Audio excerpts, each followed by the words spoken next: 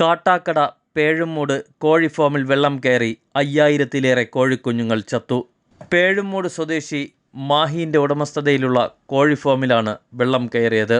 കോഴിഫാമിന് സമീപത്തുകൂടി ഒഴുകുന്ന തോട്ടിലെ വെള്ളം കരകവിഞ്ഞതോടെയാണ് കോഴിഫാമിൽ വെള്ളം ഇരച്ചു കയറി 5000-ലേറെ കോഴിക്കുഞ്ഞുങ്ങൾ ചത്തത്.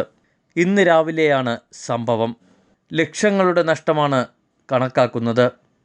കോഴിഫാമിലെ മുഴുവൻ കോഴിക്കുഞ്ഞുങ്ങളും ചത്തു. രാത്രി നല്ല മഴയുണ്ടായിരുന്നു. ഞാൻ 4 മണിയായപ്പോൾ ഷെഡിനകത്ത് വരികയും കോഴിക്കുഞ്ഞിന് വെള്ളം വയ്ക്കുകയും ചെയ്തു. വേറെ കുഴപ്പങ്ങളൊന്നുമില്ല. ഞാൻ അങ്ങനെ മോളിൽ കയറി ഇട്ട് ഇനി താഴെ ഇറങ്ങിയപ്പോൾ ഒരുപാട് വെള്ളം ഇങ്ങനെ തോട് വഴി വരുന്നുണ്ട്. അങ്ങനെ ഞാൻ മുകളിലോട്ട് കയറി നോക്കിയപ്പോൾ ഭയങ്കരമായ വെള്ളം വരുന്നുണ്ട്.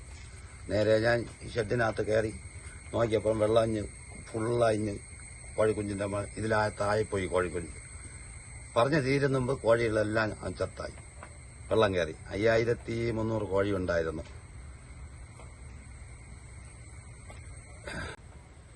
എനിക്ക് 5 ലക്ഷം രൂപയ്ക്ക് മുകളിൽ നഷ്ടമുണ്ട്.